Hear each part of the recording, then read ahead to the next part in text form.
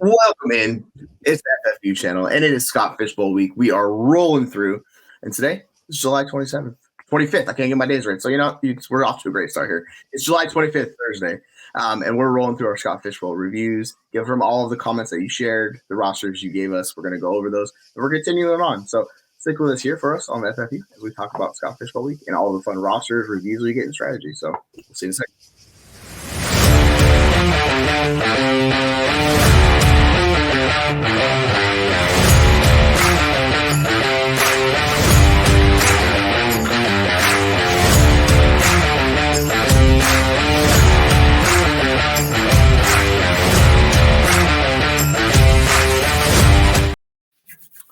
And welcome in, folks. We are officially back doing it once again. It is myself, Jesse Moeller, with the man, the myth, the legend himself up in the glorious place of Europe, Mr. Hollywood Jack. How you doing today?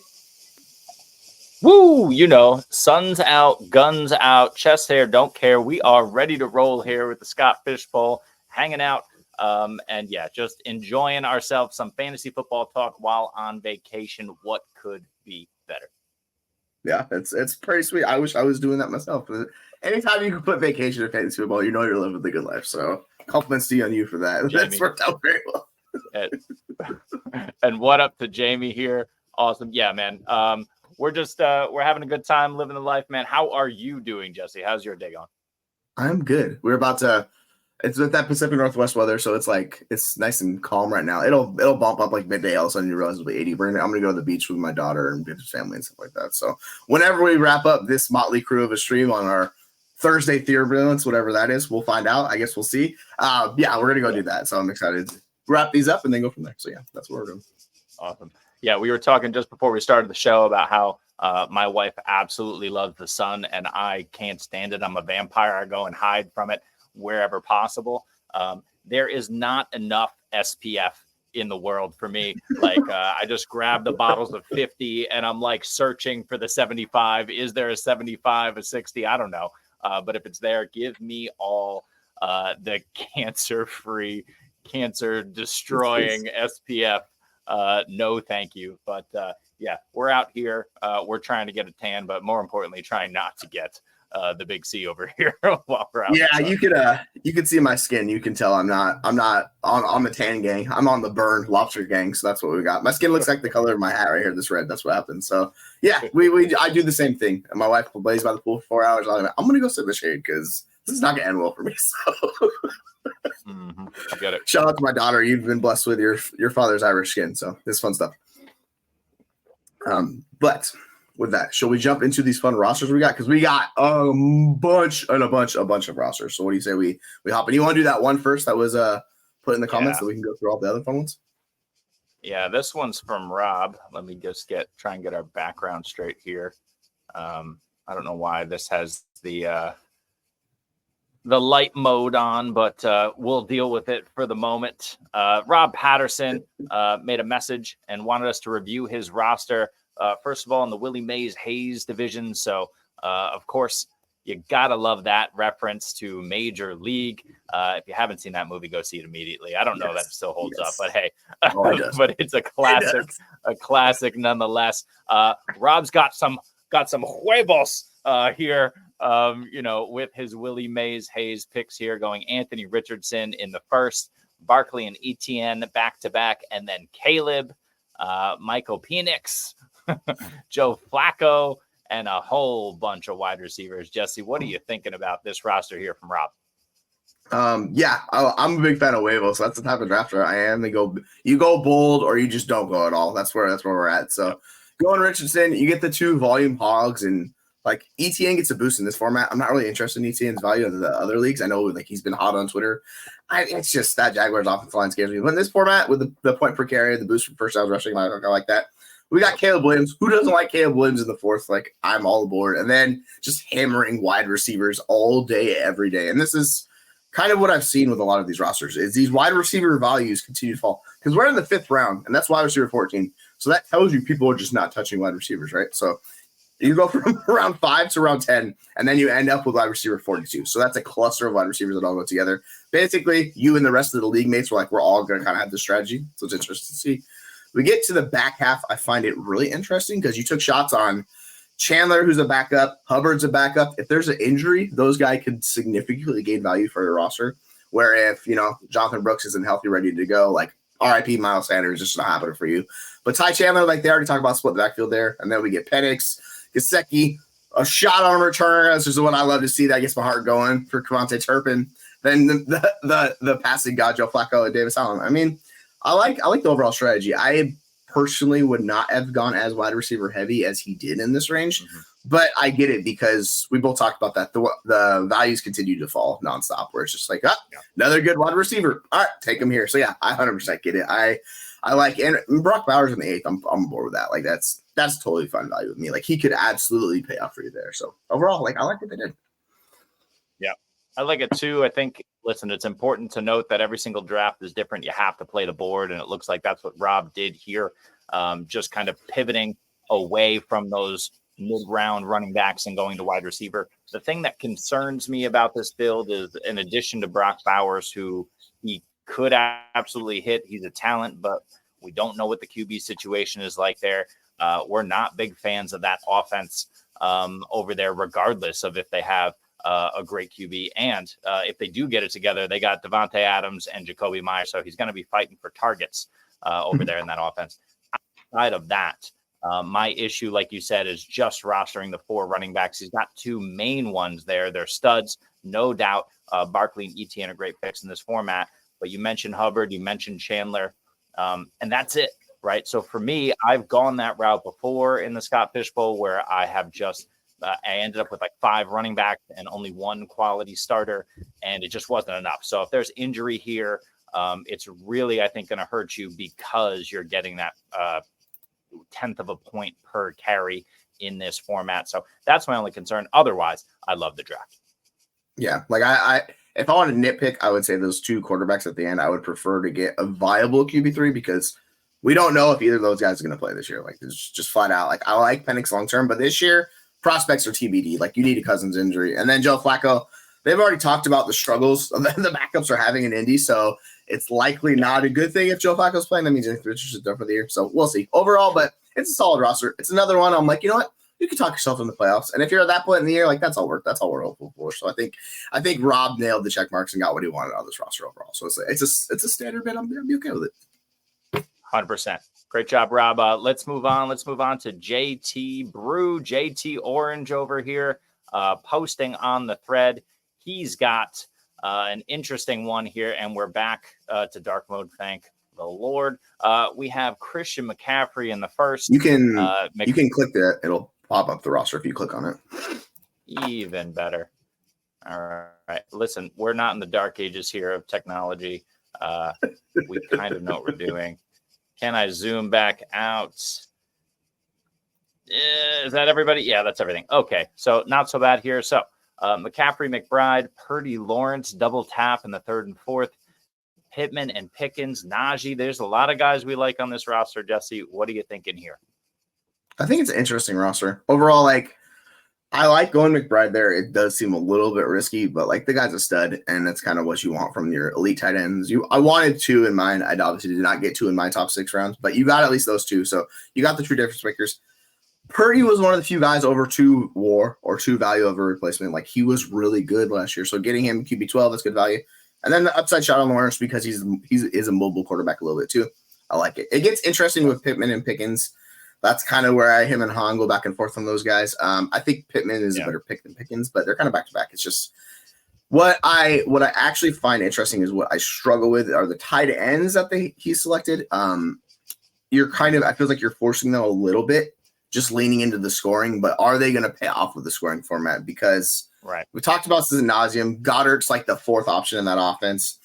Freiermuth is like an offense where I know we love how Arthur Smith uses his tight ends. Russell just does not target the middle field. He never has. So Freiermuth needs to do something uncertain with Russ. And maybe it can happen because I don't believe in the receiving options outside of Pickens. But like you chase the offense. So he chased an undervalued offense in the Steelers. That's why he has 3 basically. Like he got 3 guys he liked from Pittsburgh all back to back to back. So if that was part of your strategy, then you nailed it out of the ballpark. I'm a little bit hesitant investing that much capital in the Pittsburgh offense that early in the draft, so I would have maybe gone otherwise. but like we both ended up with Brian Thomas Jr. And then like when you're looking at the back half of his draft, kind of how do you feel about the strategy of, it looks like you went pretty heavy with returners overall. Is that kind of like, would you be comfortable with the roster that you had in the first 11 picks going with that way in a second? Not 100%. I don't mind it. Because like you said, we don't know about Freiermuth or Goddard, but we certainly are huge fans of Trey McBride. So we love that there. Purdy and Lawrence, I think, are great values, especially in this format. You're not getting negative points at this point. So we do like the rushing QBs better, but those are, those passing QBs are falling. And you're talking about two guys who could pass for 40 touchdowns. It's certainly within the realm of possibility here, and they're set up to do that potentially this year. So he's got a nice offense. I agree with you that I do not love the wide receivers here, but he has some plug and play options, like you mentioned, Gold, Duvernay, Downs, even Tucker, depending on if these guys hit as returners and have a role in the offense, they could be massive boons for your roster in the flex. So I like that. And of course, along with Jamie, we absolutely love Najee here. Najee in the 7th is a steal, in my opinion. So, he's got running back locked down. Wish he had more running backs again. But yeah, I don't hate it. You take the upside shots toward the end. Jacoby Brissett's getting all the heat out of Pat's camp, compared to Drake May being not ready. We'll see if that holds up throughout the course of the summer, but Brissett could absolutely be usable. He's got May there too. So yeah, I don't mind it. I do feel like it's a little safe though with the 3 tight ends, especially those mid-round tight ends, and the May Brissett stack feels a little safe for me. I would have wanted more upside, maybe in the wide receivers or earlier tight end something, but it does feel balanced, which is not a bad thing. Yeah, I think that's probably why you swung big on the returners in the back half, because you looked at your original roster construction and you're like, it's more like guys that kind of feel like floor plays. Like even Najee to a point doesn't really feel like the ceiling play.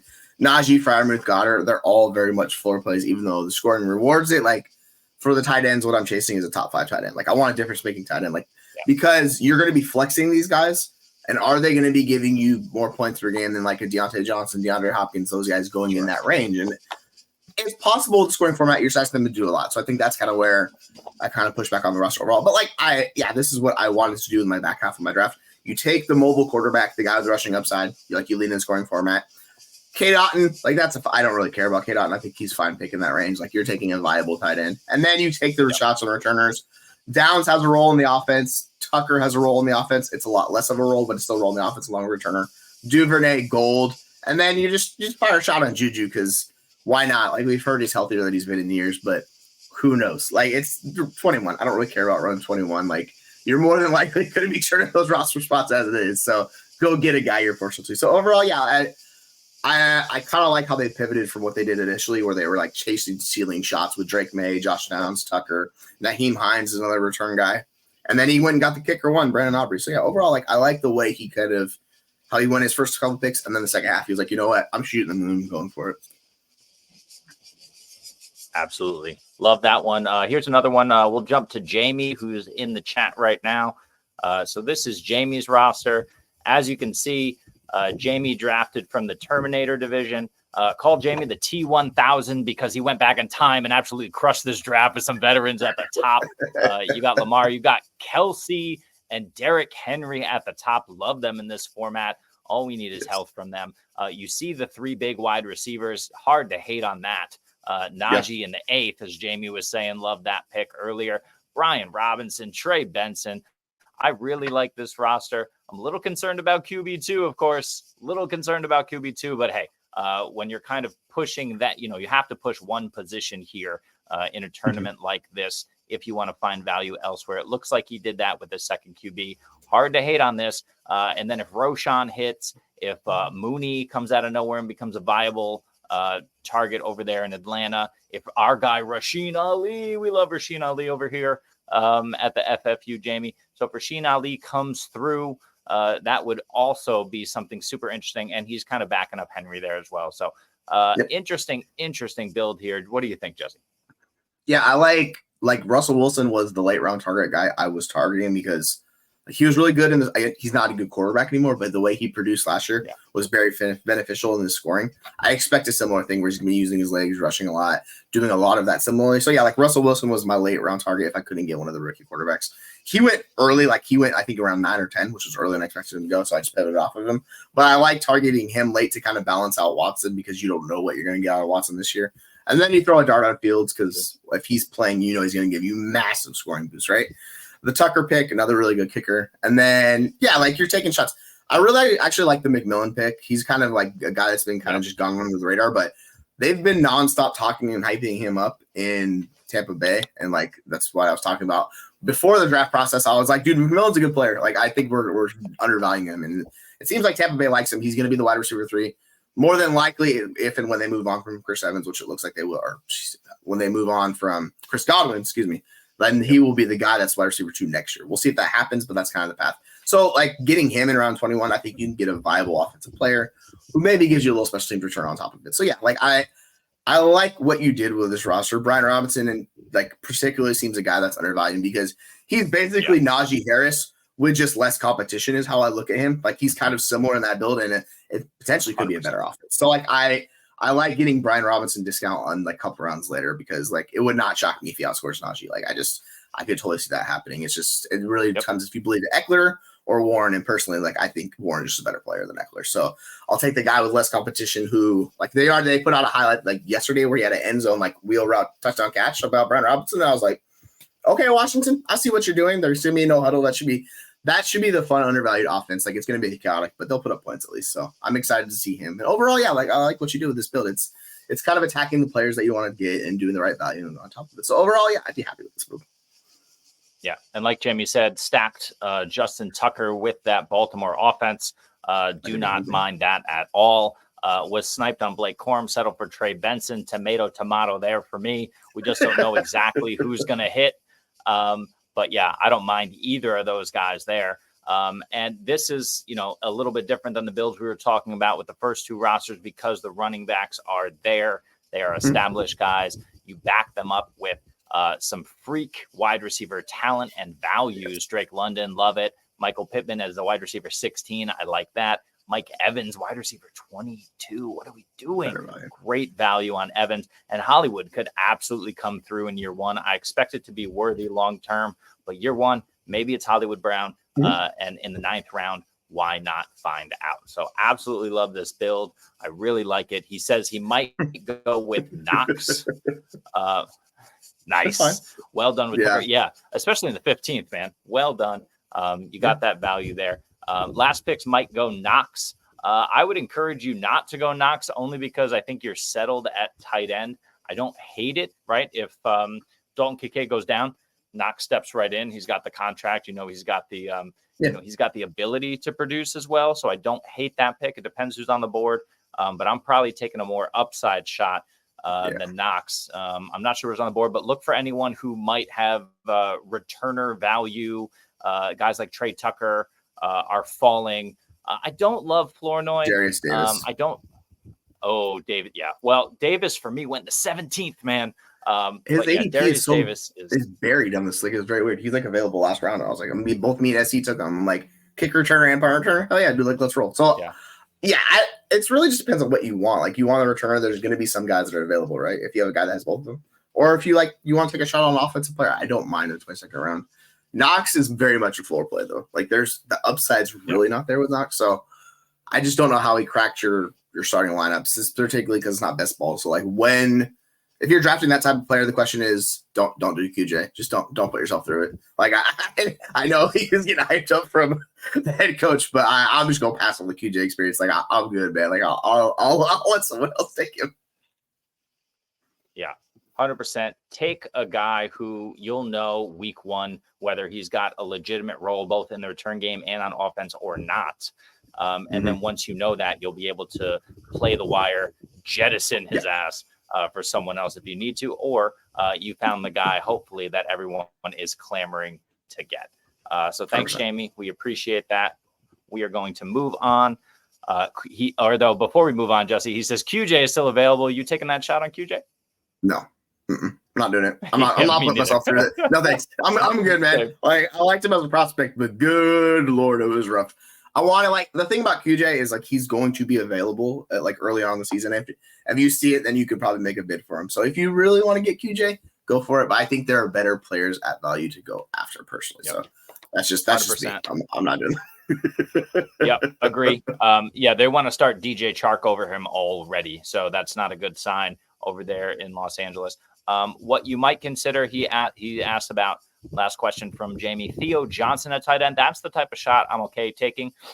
If Theo Johnson overtakes Daniel Bellinger, just proves to be a better tight end throughout the course of the summer, and he starts getting that work and it builds and builds and builds, I think you'll know week 1, week 2, there's so many, there's just a wide open target volume. I like Theo more than some of those other options. I still want the guy who's returning kicks. So take a deep dive, figure out who the kick returners are. Look for Darius Davis.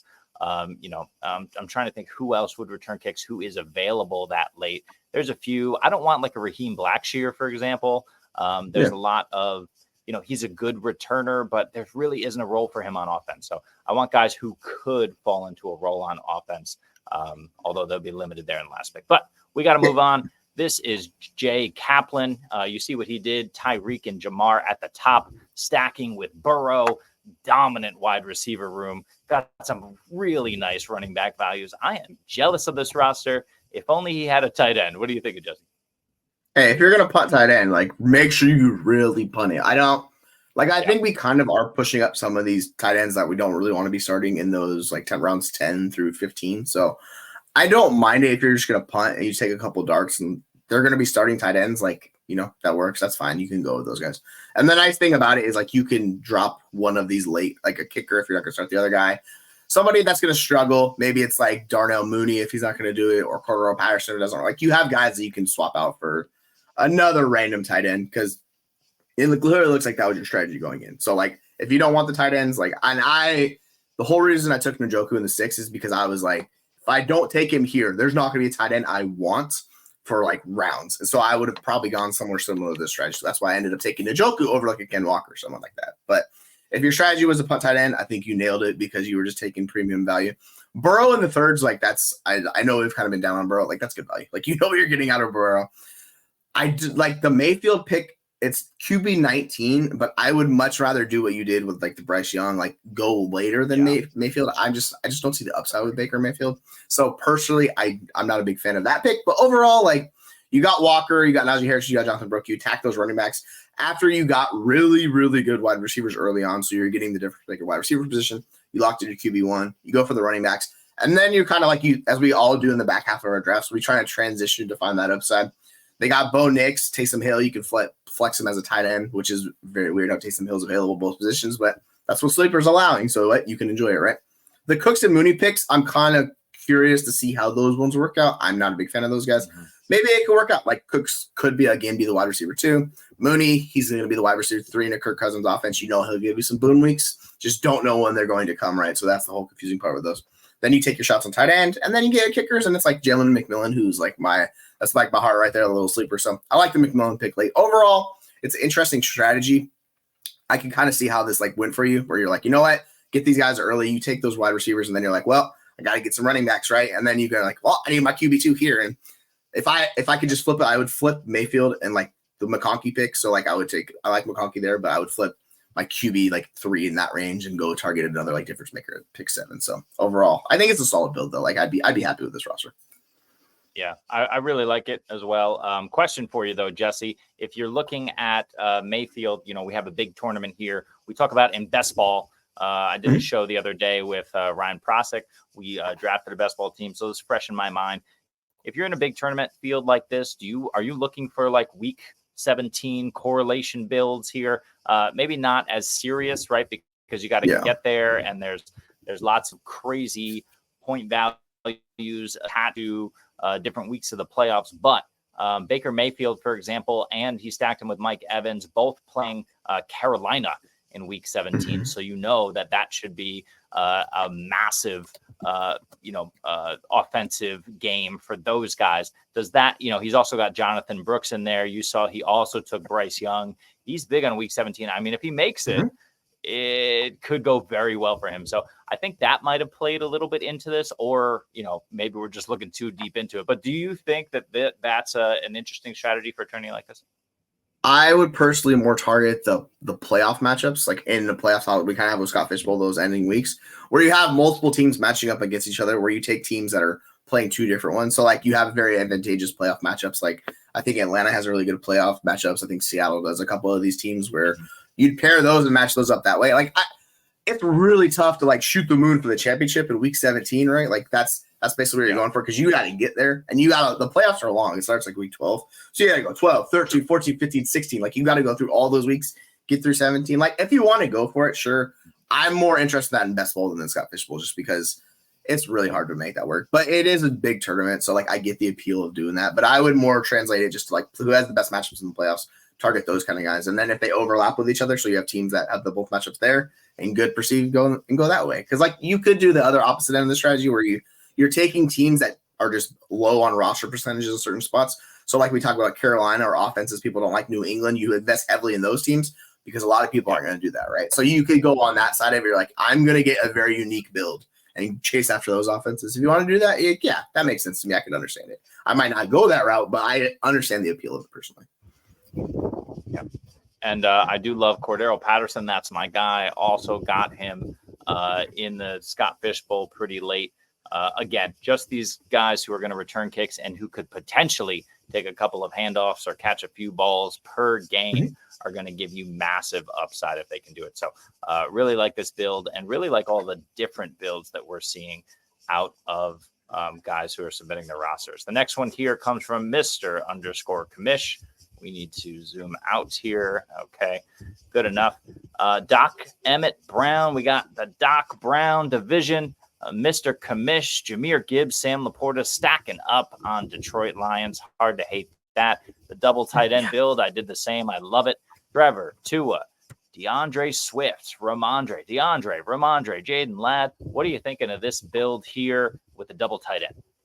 Hey, I mean, you're going to go for it, right? You got Jahmyr, the 112. I was happy to get Jahmyr in the second. So, like, I think he should be going closer to where you got him. I think that's a really good pick just because he's a stud and he's more than likely just going to be a difference maker this year.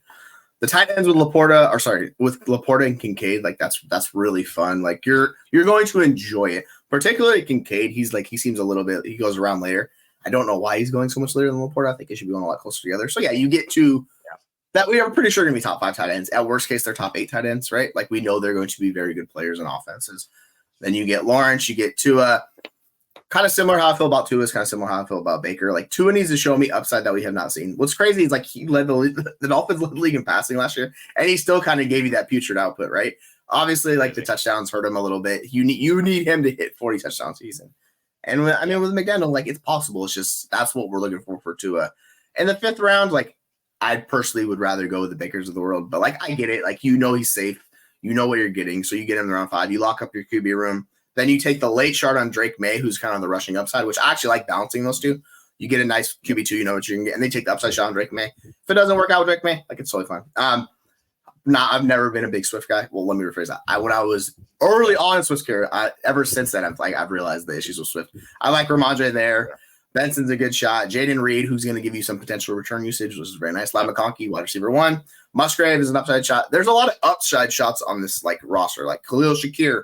Upside shot. You get Jalen Wright, upside shot. Ricky Pearsall, Javon Baker. This squad is living dangerously. So live by the sword, die by the sword. So you know about week 5, like how your team is going to be doing. Either you're cooked or you're feeling great with this roster. I don't know how this is going to go, but he took our favorite Trey Tucker, Rondale Moore 8, and then Davis Allen. So yeah, like this is the YOLO draft of all YOLO drafts. So if YOLO draft is your strategy, bravo, you absolutely nailed it. 100%. Don't hate it at all. I think what I would prefer is to have that elite QB at the 112 with a build like this. It's hard to hate on getting Jahmyr Gibbs. It just seems like it's a little bit early. Look, get your guy. He could be RB1. There's no argument there. But at the same time, leaving yourself with Trevor Tua and then Drake May, that just doesn't sit right with me. I've done this in the past in the Scott Fishbowl where I pushed QB2. I've even pushed QB1 like this. I just didn't end up as happy with my build. I don't know if the double tight end is going to work out this year, but I'm in that boat with you. We will see. Overall, very solid roster, but like Jesse said, a ton of upside here. We love it. We love the boldness. You got huevos for sure, Mr. Big Commish. ones. Yes, but at the same time, we wish you all the luck and health you need to succeed in the Scott Fish Bowl. Let's move on and talk about bigbonededFFL. I love that name. Dirty Harry Division. Jesse, take it away. What do you think of this one? He's living up to the name, right? It's the big boss. You gotta have the big boss sometimes to deal for it. So I like what you're doing here. You took AR 107, which I debated him 105. That's a good pick. Almond Raw, like he's one of the true difference making wide receivers. So like you get him there, you lock it in. Evan Ingram, I'm not as bullish on Evan Ingram as I had on before, but like I get the upside, the appeal. He has a chance to lead the Jaguars in targets. If that pays off, he'll be fine. What you did is you stacked those two there, so you went after Trevor Lawrence there. QB 15 prices, like that's pretty good value. And then just hammering into the running backs where you're like Rashad White, Ramondre Stevens, Zamir White. I'm not into Zamir White, but like in the 7th round, like I get the appeal there. Like you're looking at guys who are going to get volume, and you're like Zamir White's probably one of the last guys you can give a decent amount of volume to. So you're like, you know what? Throw the shot there. The Hawkinson pick just seems risky as hell. Like taking him in the 8th, like you're okay riding out like all of the injury concerns with him and just saying just don't care about the first half of the season. We'll go there. If you're fine with that, then yeah, that's I love upside, but in this type of format, like you got to get to the playoffs. So I don't want to spend like the 8th pick on late round pick on Hawkins. That's the one where I'm just like, sure. But then you followed up with Deontay and Mims. Like we all love Deontay. Mims is really good value because of what he did, what he should do. Christian Watson's in the YOLO shot. Drake May, love the Drake May pick. Like we talked about this numerous times. Downs, Douglas, Tucker. You get some return guys. Demario Douglas should be the wide receiver one, even though maybe it's Jalen Polk. But Demario Douglas is a slot there. You know you're gonna get that. The back half, it's just you're just taking shots, right? Your backup for sure, John Johnson. He's probably going to play a role. Will Shipley is a return guy, potentially. Dylan Lave is a pass catcher who's potentially a return guy there. So we'll see. Like, you're taking shots on those guys. And if they work out, like, yeah, you'll feel great about the roster. It's just, we'll see. That second half, like, once you get past Tucker, like, you know you're in round 16. You know you're taking shots. So how do you kind of feel how about he orchestrated the draft, like, in the second half particularly? Like, how do you feel about that, comparing that to the first half of the build? Yeah, because I prioritized running back in my first half, I went very few running backs in my second half and just focus on wide receivers who could get return value. But like we talked about before, I want the returners who also have the ability to play a role in the offense. And with Shipley, with Lobby, you have that opportunity there. I also love Roshan at RB60 to potentially take over the work in that backfield. I mean, at that price, it's hard to hate it. So I do not mind these running backs at all. Outside of that, I think the rest of the roster is solid. I agree with you. I wouldn't have gone Hawkinson that early, especially with Ingram already in the bag and not having a stack with Hawk. So for me, that's not something that I'm interested in. But why don't we address this question here? Nope, it's this one here. From Jamie. Do you think pass catching RBs are devalued in this format? And if so, and I think the answer is yes, then let's talk a little bit about why. Yeah, so it's all about the scoring settings. Instead of full point PPR for running backs, it's 0.5 PPR. So like 0.5. So you get half of what wide receivers are getting. You get a third of what tight ends are getting for like just catches, right? So that's the whole issue with these pass catching running backs. Usually we like the pass catching running backs in this format. If I'm getting a pass catching running back, a guy strictly like Dylan Lobley, who that projects like his range of outcomes is he's going to be the pass catcher on the Raiders offense. What they need is you need to be a special teamer because that guy is more or less, he's not making your lineup for you. So like you need someone who's going to see an insane amount of volume at the running back position, which most running backs aren't. Like Lobby's maybe lucky to get 40 catches this year. Like I would be shocked if he got that many. Mm-hmm. So like you're targeting these, and like Roshan Johnson, he's not going to see the pass catching work just because Swift is the better back. So I actually don't mind going after the guys who are going to see like early down work in this format because they're rewarded for the point per carry and first down rushing, like that type of nature. So I actually think it more comes to even where I'm not chasing these pass catching running backs. I want the guys that are pass catchers and also rushers. Or if you're gonna get a guy that you just give, it's just strictly volume. That's like what I'm chasing here because the bonuses are not there for the pass catcher. So at running back position, 100%, they're devalued. So that's why I wasn't chasing all these pass catching running backs like I would in traditional PPR leagues because the scoring system tells us like, these guys are not worth near what they are in the other leagues. So for me personally, they're devalued. Yeah, 100%. And, you really need to think about when you're drafting these guys. Look, Gibbs, Achan. These guys are in a different stratosphere. We don't consider them pass catching running backs here. Yes. These guys are just running backs because of their elite ability to hit home runs every time they touch the football. So outside of those guys, DeAndre Swift, for example, who seems like he was brought in specifically to catch passes. I don't love him anyway, moving away from Philadelphia. Now you put him in Chicago. He's potentially the guy who's going to catch passes there. I don't know if it's going to be him or Roshan, who knows. But if he is that guy, if that's his role, he's in a crowded backfield. He's not that home run hitting threat anymore. He's proven he struggles, if not behind an elite offensive line. And there's a ton of other pass catching weapons there. So for me, I'm not a huge fan of it.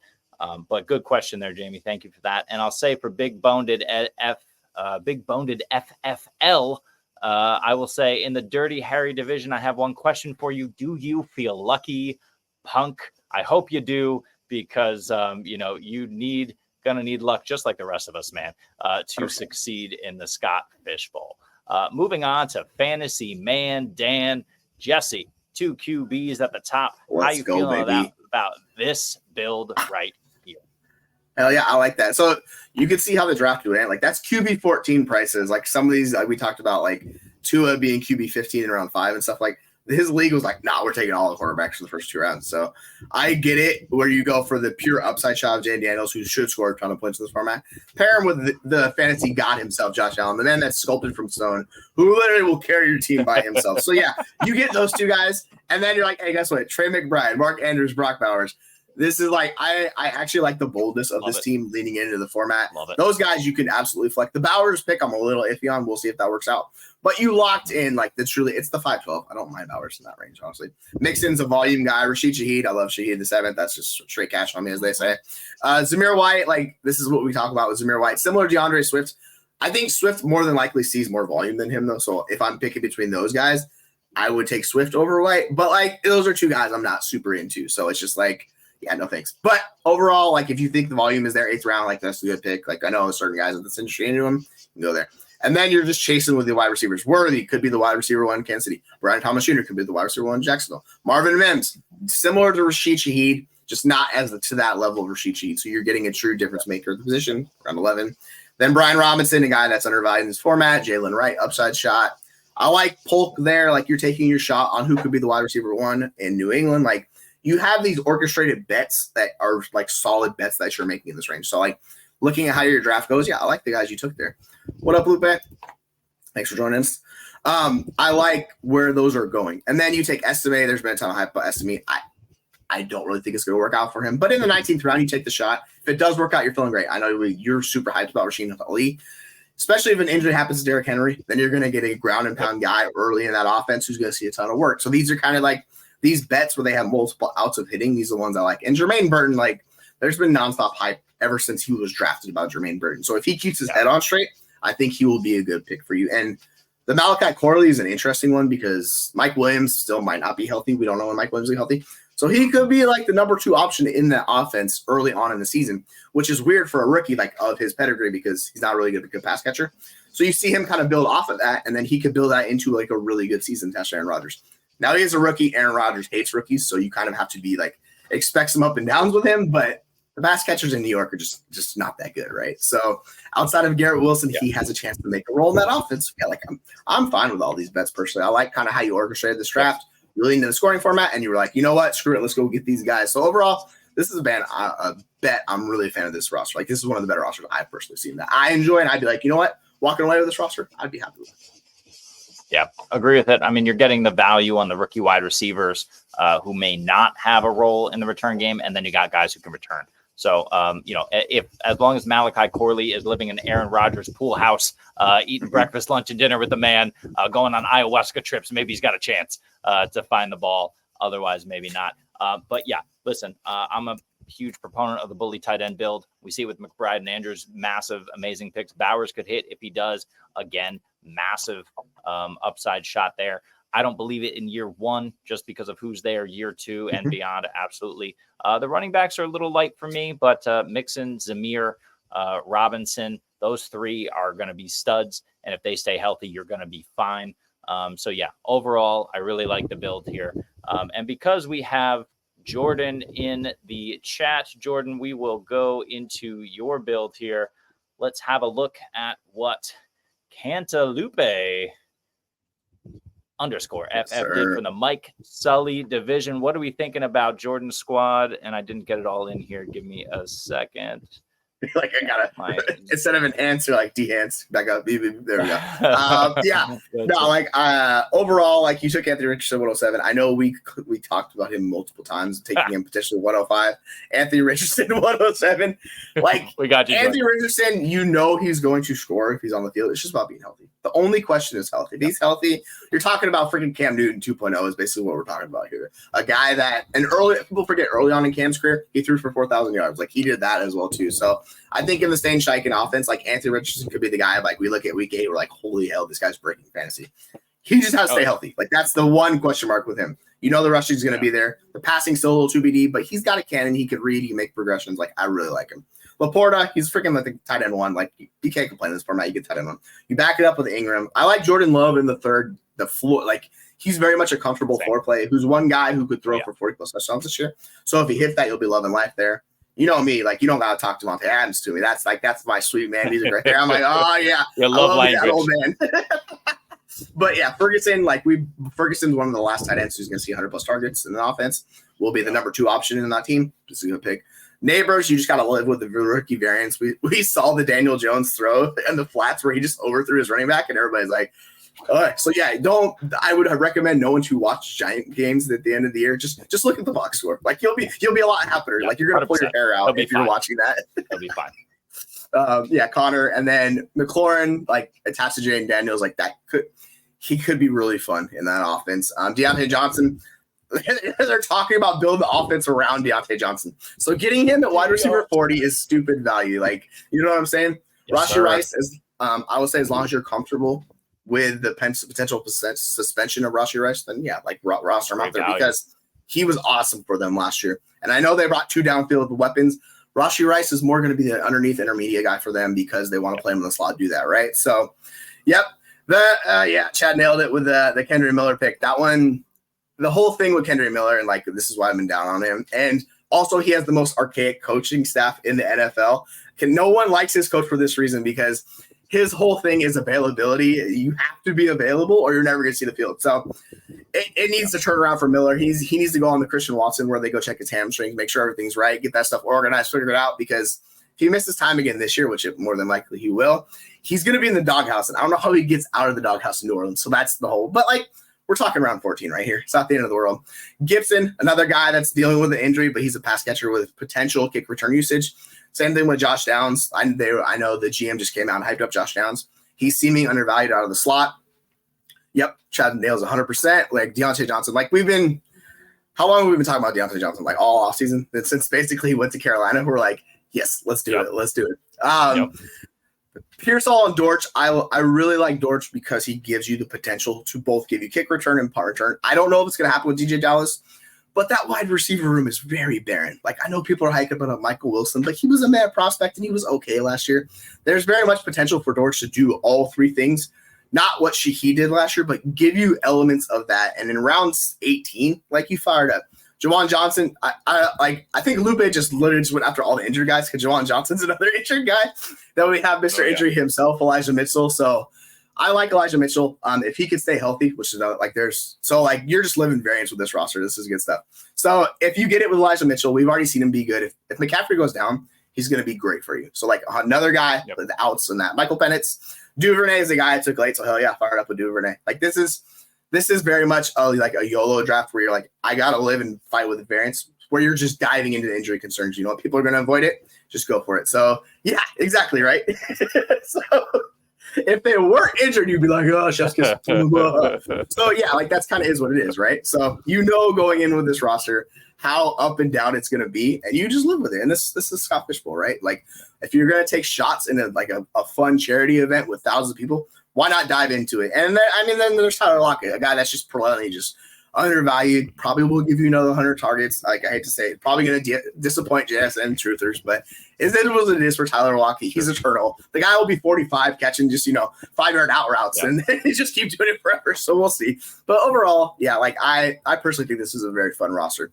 Just be prepared, and you're going to have a couple weeks where you're like, I cannot check the score. You got like 20 points, and you're like, what's going on here? Oh, that was a long-winded way of saying I like it. Just hammer the waiver wire for running back. That's the only thing that I would say here. We love the roster. That's the obvious deficiency. James Conner, love him. Just got to stay healthy. But yeah, Kendra Miller, Antonio Gibson, Elijah Mitchell, these are not guys clearly who we or their coaching staffs, in Miller's case, are relying on right now to stay healthy. So make sure you go on the wire and hunt for some RB depth. Otherwise, you got everything else in place here to make a serious run. We love Richardson. We love Jordan Love. At least I do. So I think these are great options here. Fantastic job. But yeah, find those running backs. Let's dive into another one here, and let's take a look at, scroll down. Who do we not get into? Yes. DaEquinox with the graphic skills. Jesse, another Anthony Richardson build. We got Laporta. We got a bunch of wide receivers. What are you thinking about this one? But yeah, maybe first let's talk about the graphics here from the Bumblebee division. Making my heart happy with these graphics. The Shia LaBeouf from the movie he did a few years ago, you should check out. It's an interesting movie to say the least. A lot of things happen in that movie.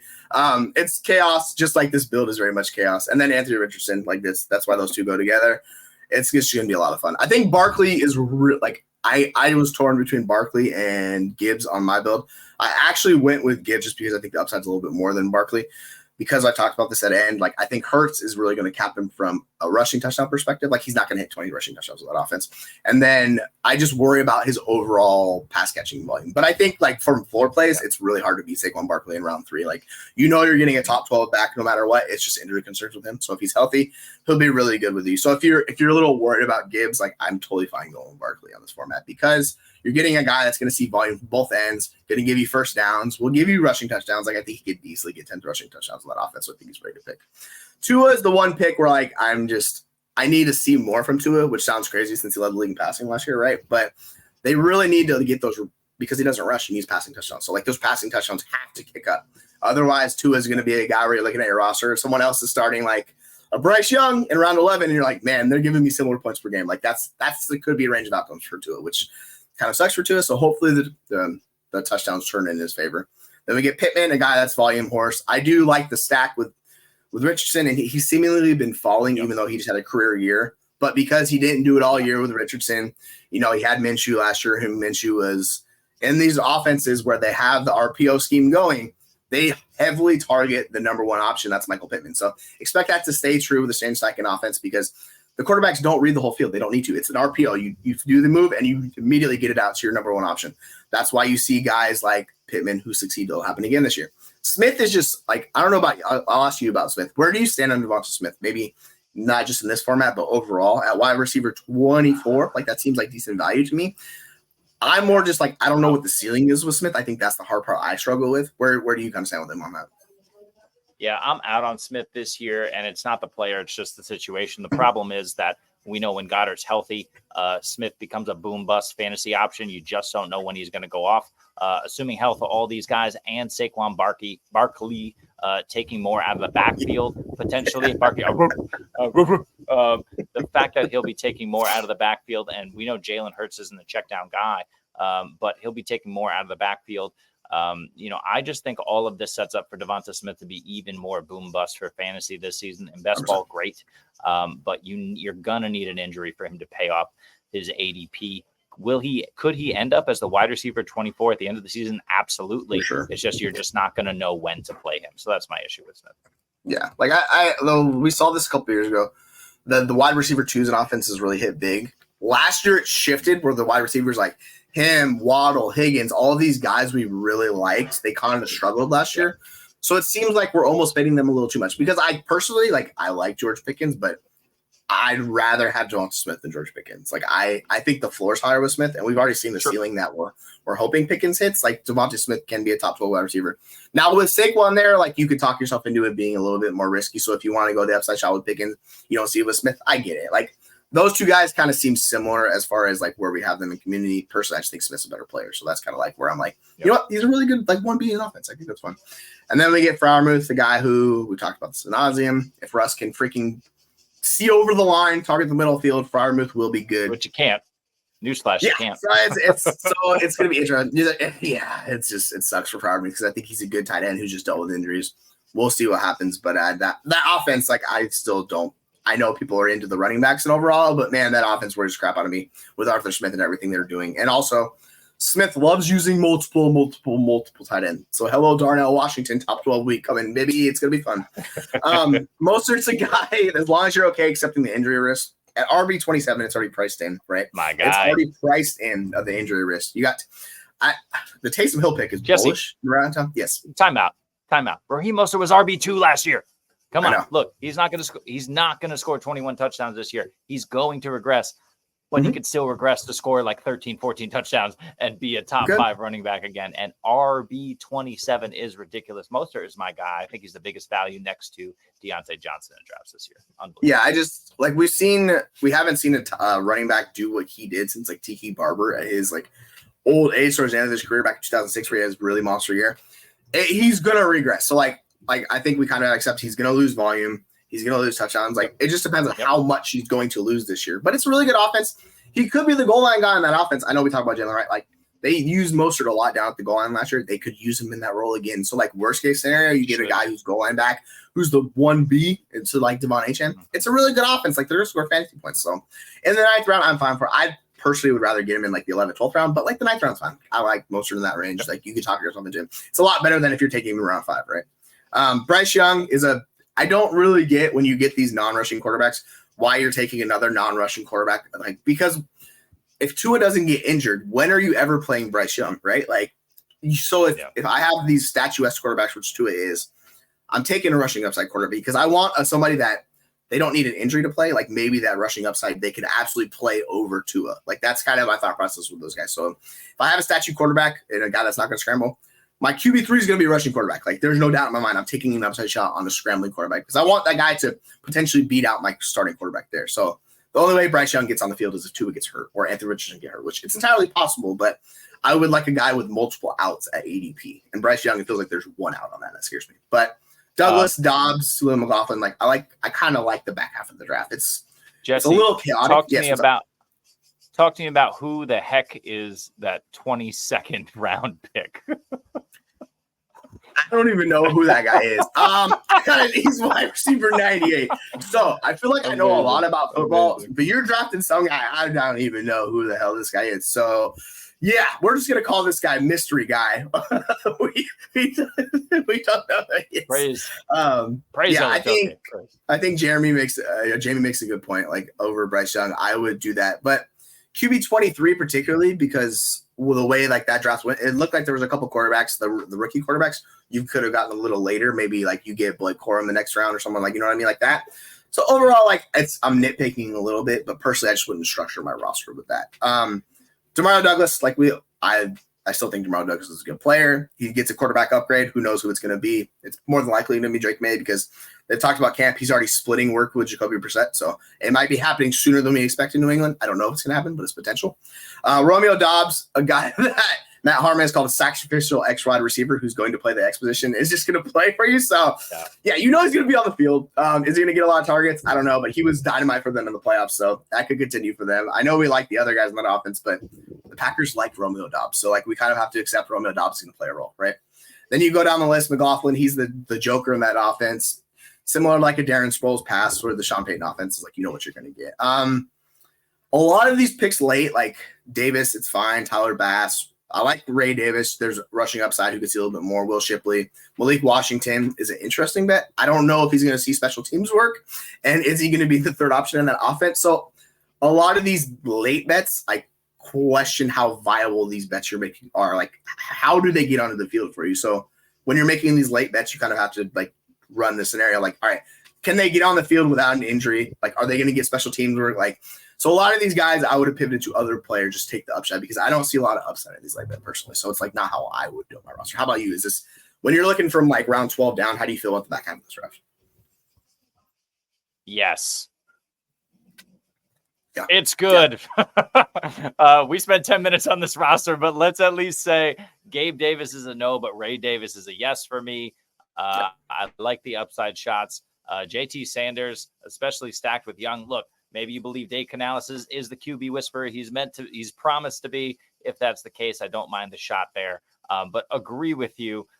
We probably need a little bit more stability in our running back room. And yeah, Tua for me, as much as he's going to throw the ball all over the yard, probably not the best bet so early. Let's do a few more here before we jump out of here. This is an interesting build here from Porg _IDP. You got CD and AJ Brown, Jordan Love, Baker, Brock, some interesting names at the top. What are you thinking here, Jesse? Yeah, I like the bets you're making. The AJ Brown one's a little rich for me personally, so I would go other positions besides AJ Brown because I think he kind of gives you as rough as it is to say like replacement level production for a wide receiver one. Like I don't see him jumping into the true like CD Lamb where he's going to be the wide receiver one. I just don't see that range of outcomes. Sure. So personally, I go there, guys. Jordan Love, like I like Jordan Love. I think he's a really good quarterback. Quarterback 10, like hell yeah, you fire the shot. Rachaad White. It depends on how much volume you think he's going to get. If you see him playing a similar role, which I mean, Bucky Irving's there. Well, who knows what happens, right? Maybe Bucky Irving steals some work, but Rachaad White should see volume, so he's a good volume play. Bowers is a guy we talked about a lot. Mayfield's another guy in round 6. It's pricey, but you look at QB 21, those quarterbacks were going a little bit earlier than most drafts, so you kind of see why they picked Baker Mayfield. Cooper Kupp, that's good value in the 7th, as long as he's healthy. Another guy, like if you could deal with injury risk, like he'll give you good production because him and Puka were very similar. Puka was just more downfield led, but like targets, they were similar when they were on the field. So the offense is going to revolve around those two. Swift, we've talked about Swift extensively. Jaden Reed is an upside bet in that offense with potential kick return usage. I don't know if it's going to see. I really like DeAndre Hopkins in the 10th. I think that's a smash for a wide receiver one. An offense that will see a lot more pass volume, right? Russell Wilson is the guy I'm targeting late in this draft, so bravo on that. JSN, upside shot. Like you could get the wide receiver 2 in Seattle, and some people think he could be the wide receiver 1 in Seattle, which I mean, it's potential. I don't think it's going to happen, but like there's a range of outcomes where he can give you similar production, right? Tyler Conklin, you're just taking a tight end to take a tight end there. Like, yeah, that's the 4-play tight end, right? So, yeah, like I get it. You got to get tight end, but I would not have taken him there. I would have just like punted tight end a few positions later. Gibson, Chandler, both backups who have potential, especially if the guy in front of them goes down. You got that. Harrison Butker, top 5 kicker. You lock that in. Jalen Polk. You got the guy who could potentially be the wide receiver 1 in that offense. So heck yeah, like go for that. Dobbins, I like the value on Dobbins, like this late in drafts. Like the injury concerns are there, but Gus Edwards is already dealing with the injury. Kamani Vidal, as much as I like him, they have not much had hype in him. So we'll see how camp goes. But Dobbins seems like he's a guy they really want and trust in the offense. So if he's healthy, could be a thing for you. I just don't know if it's going to work out. But it's freaking running back 6'3", okay, right? Cooks, Barrios is going to be a special teamer. You like that. Jalen McMillan, love the Jalen pick late. And then Theo Johnson, like you get a potential starting tight end. So it's like, could do worse. Overall, it's a solid. Yeah, I give like a B+. 100%. The wide receivers are excellent here. You got a lot of late value on the older guys, which who cares for redraft? All they need to do is stay healthy. I don't love Baker Mayfield, but I love Love. Yeah, that one's so Baker's there. And Russ is there. And you do not listen. I hate this strategy, but I also understand it. And it's very viable. You do not need to play a quarterback in your super flex position if you have somebody who's routinely going off. And that somebody could be DeAndre Hopkins after you have all your other flexes filled. Hopkins could sit in that super flex role and absolutely eat week in and week out if you had to. So the big issue here for me is running back, where we're not Swift believers. I like Ty Chandler. I like J.K. Dobbins, but betting on them as potential RB2s for me, not where I want to go. And Brock Bowers, like we talked about, not the guy for me this season. So that is kind of my concerns about the roster. Otherwise, you got some amazing upside shots. So it's hard to hate many of these rosters. But we are going to go to one more, and it's going to be Bo Lander in the Black Panther division. Here we go, Jesse. Why don't you take it away? What do we got? Well, we have picks here. Another guy that went Josh Allen and Jaden Daniels earlier. Like you take the upside shot on Jaden Daniels. like as of the late quarterbacks, I know his QB10 is late, but he's got theoretical massive upside in format, particularly more than RFMS, because you get the rushing boost, the rushing first down boost. So Jaden Daniels, he gives you one of the last entry points into like the top 5 like potential quarterbacks, where as a rookie he could do that in this format. Is it the most likely scenario? No, because we haven't seen him play. But there's range options over. Dalton Kincaid, I love Dalton Kincaid. Like you smashed that, you stacked it. Well done. You're going to have some difference makers there. Dalton Kincaid's more than likely the wide receiver one in that offense. Drake London, I know we both love Drake London. We don't got to keep waxing politically about Drake London. Yeah. Can Brandon Ayuk get on a different offense? For the love of God, get this guy out of San Francisco. But yeah, he's a really good floor play. You know he's going to be super efficient. The targets just aren't going to be there, which is unfortunate. Sanat, tight end 13, is bold as heck in this round. That is so bold, man. I know tight ends are going, but dude, like you got a lot to go right for that to pay off. So I hope it works out, Roll. Right? I really hope it works out. But man, that's a bold pick. If he's your guy, right? So that's what I'm saying. Zamir White, Benson, Charbonnet. White's the last volume guy, so I get that. And then you're taking upside shots on Charbonnet, who seems like he's very undervalued overall because he can push Walker more than he did last year, particularly now that Pete Carroll's gone. Like there's a world where Charbonnet is like basically the 1A in that offense. I don't know how realistic it is, but they've talked about this nonstop on the Seattle drumbeat where Charbonnet is going to play a role. It's going to suck for Walker. Like this is just what it's going to be. We kind of accept it. Potential wide receiver 1, Len McConkey. You go down. Upside shot on Keon Coleman. If you've seen anything of how they talked about Keon Coleman, prepare yourself. It is going to be a rough first half of the year. It is going to take him some time to get ready. So he's the second half of the season bet. Similar to Brian Thomas Jr., I just think Brian Thomas Jr. is a much better player. So I like the Brian Thomas Jr., especially getting him later, round 14. I think that's a great bet. Aiden O'Connell, you're taking a dart throw on a starting quarterback. I get it as a QB3. Like that, totally fine. QB36, you go there. Josh Downs, Malachi Corley, we talked about those guys are late values. I like them. Why you absolutely hammered like the late round tight end. Jared Wiley, like if an injury happens to Kelsey, then you have something with Wiley because they talked about him. Yep. He's basically the tight end too there. So if an injury happens to Kelsey, you have something there. Irving, Zay Jones, Trey Tucker, shout out for late Trey Tucker pick, which is very nice. And then Tyler Bass, a really good kicker. So overall, yeah, I think you did what you needed to. What do you think? Is it a good roster? Kind of just like similar to what we've seen on the other rosters, a lot of good stuff there. Yeah. I like it. It's interesting. Jamie nails it. They're stacking not only the 2 top tight ends with their 2 top quarterbacks, they're also stacking some Raiders with Aiden O'Connell, Trey Tucker, Michael Mayer in case Bowers isn't ready or gets injured. Of course, you got Keon Coleman there with Josh Allen as well. So they're stacking a ton here. Don't hate it in a format like this. And like you mentioned, Zamir White, he's the volume play. Hopefully Trey Benson is able to take over. But again, the running backs in this format are king. I know they were probably going off the board, but RB21 in the 7th round doesn't seem like they were absolutely flying off the board. So I probably would have pivoted to a few more running backs later on. Still, the rest of this roster looks really, really solid. And as Jamie keeps pointing out, which is absolutely true, stacking the kicker with your offense that you're betting on, a very good strategy when you need to employ a kicker. The problem is I don't ever want to. So, when we have to, we do. But this is good. Okay. Yeah, I like the Bass pick is undervalued. It's a good one. Can you hear this? What's in my ear right now? It sounds a little windy. You got a little tornado going on out there? Siri is playing Frank Sinatra in my ear right now. Off my laptop. So fly me to the moon. Can we? Yeah. So listen, it's as good a time as any to end the damn show because I got when I was 17. just sing us out right now. Good Lord, what is happening? All right. So Jesse, end the show. I don't know what's going on with this computer. All right. There really is a point in every show where the chaos takes over. We don't know what's going on anymore. We haven't reached that point, folks. Jeremy's dealing with Twisters 2 out in Europe right now, so we're gonna wrap it up. Thank you all for joining us. Thanks to Jamie. We appreciate your support always, man. Thank you all for joining us. We will continue the show tomorrow. We have like a bajillion rosters to get through, so we have not gotten to yours yet. I'm sorry I'm so long-winded. This is just how I am. I am long-winded. This is life. I try to shorten it. It does not work out the way. Case in point, why this outro is taking so damn long. But for Jeremy, myself, SC, Aaron, you can follow all of this, YouTube, Twitter, TikTok, all the fun places. If you want to share more rosters, share them on any of the social media platforms. We will get to them when we can get to them. So thank you all for joining us. And we will see you tomorrow for a Freaky Friday episode of Scott Fishbowl Review. So on that note, take out.